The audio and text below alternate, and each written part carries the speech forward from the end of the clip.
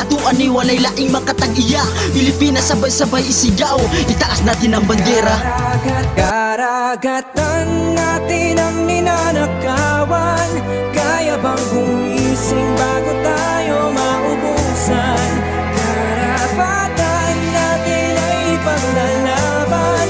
Sumabay sa paglayag habang sinisigaw at naninindig ang atin ito, atin ito, atin ito. Hey!